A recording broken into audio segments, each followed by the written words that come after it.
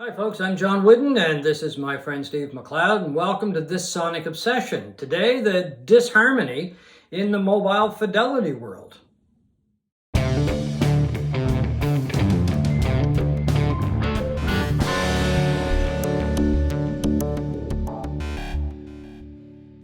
Hi folks, today we're going to talk about some blowback, some feedback, some distortion in the vinyl community when it comes to the albums that have been issued, some of the albums that have been issued by Mobile Fidelity.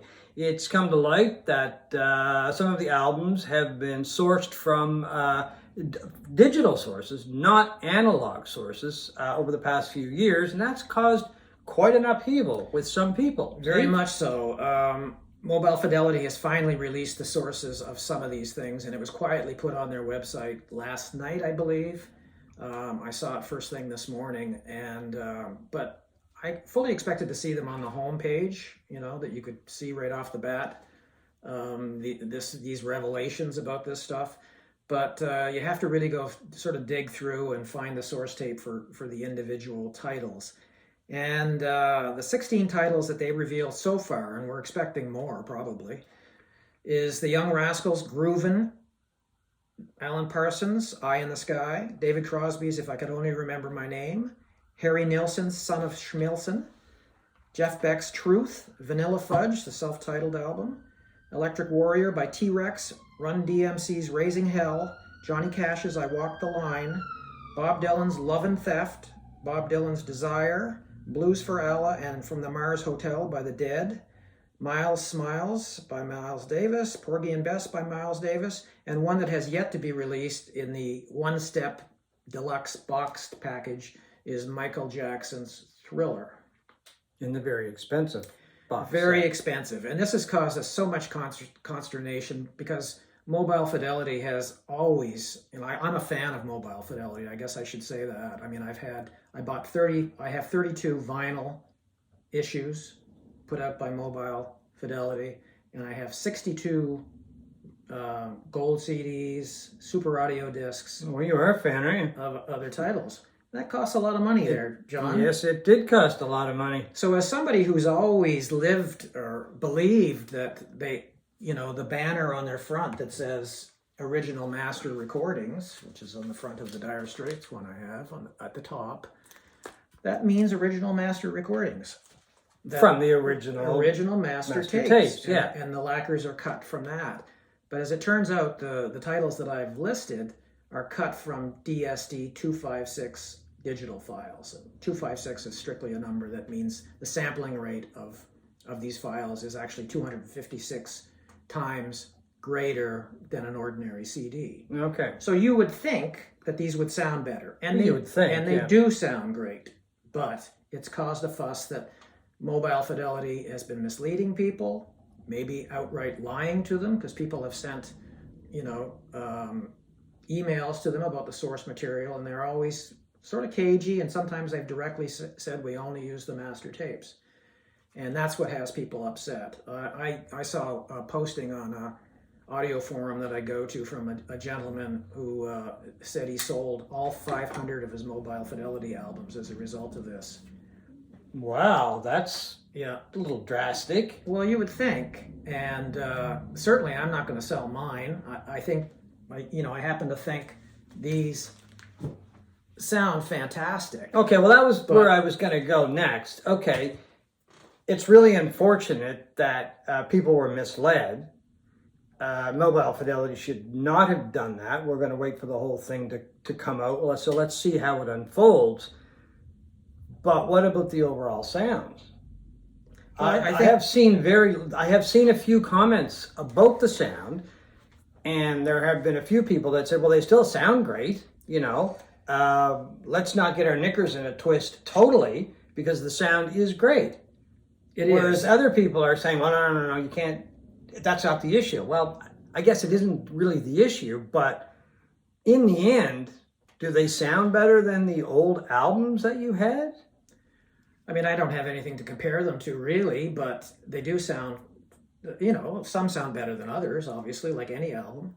I think like the Dire Straits stuff and the Dylan stuff is incredible.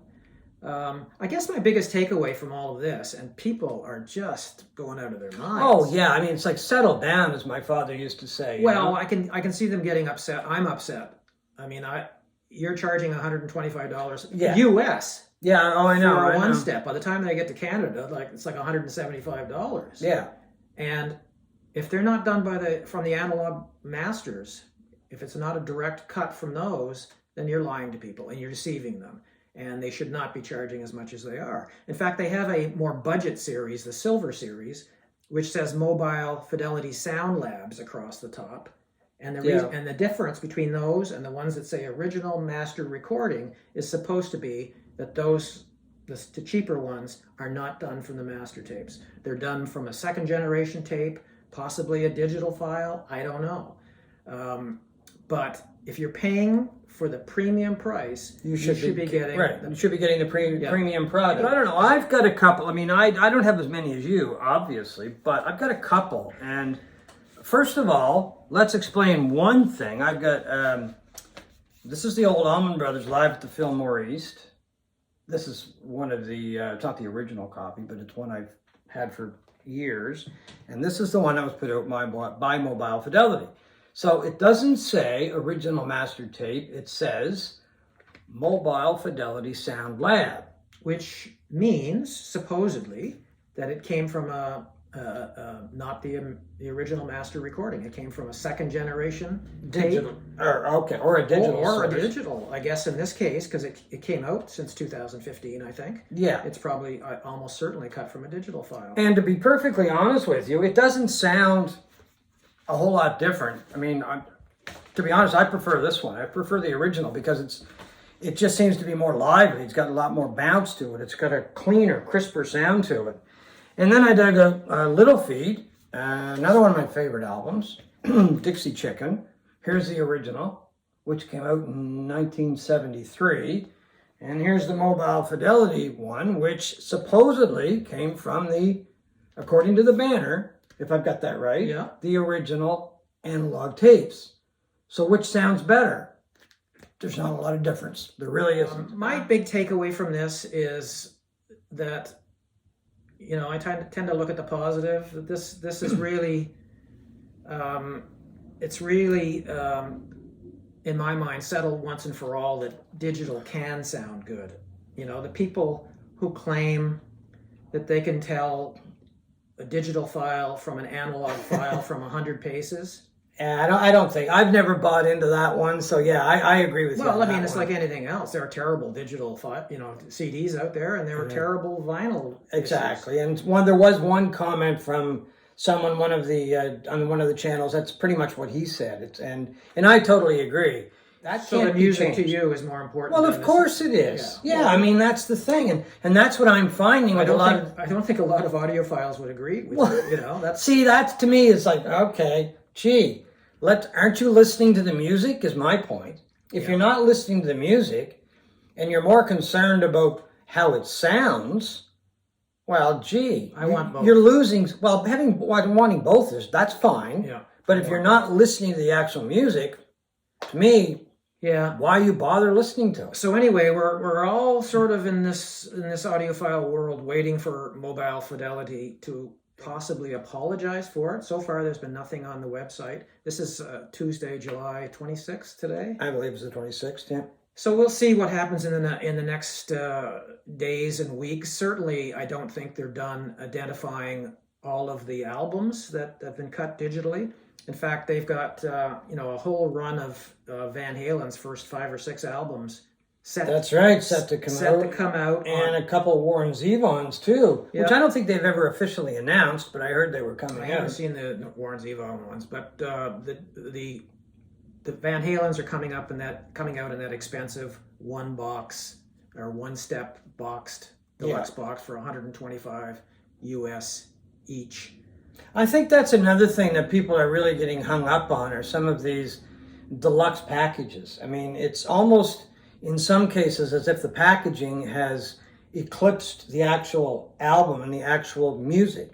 which, yeah, it's nice to get something in a nice box. It's nice to get nice I packaging. think that's a lot of it. I mean, audiophiles tend to be older, and they've got more disposable income, and they're buying all of these things over and over and over and over again. But once again, I mean, With they're forgetting, some of them are forgetting the music. stage passes from yeah. tours and stuff like that. That's a fun thing. It is fun. That's all that is. That's just a fun thing. And it kind of enhances the package, obviously. But getting back to the Van Halen ones, there's nothing on the website right now.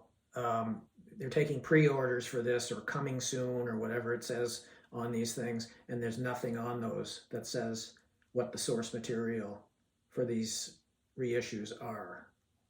So it'll be interesting to see what happens. Those were all Warner Brothers products, weren't they? Every Van Halen album, I believe. So anyway, that's the fuss in a nutshell. Well, and I don't think the fuss is going to die down anytime soon. It's interesting about this chap who sold, did you say 500 albums?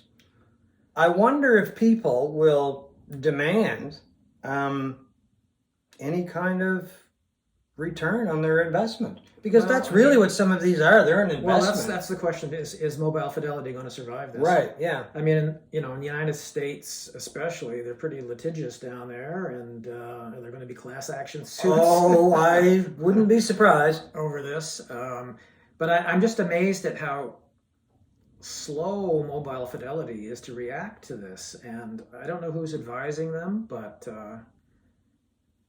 They've got to apologize. They've got to. Well, I suspect there's a team of lawyers very, very busy with a very high-priced PR firm, and they're probably huddled around a table somewhere trying to sort it out. That's my educated guess on that one. Anyway, we'll follow this from time to time to see how it unfolds, and we hope you've enjoyed this Sonic Obsession.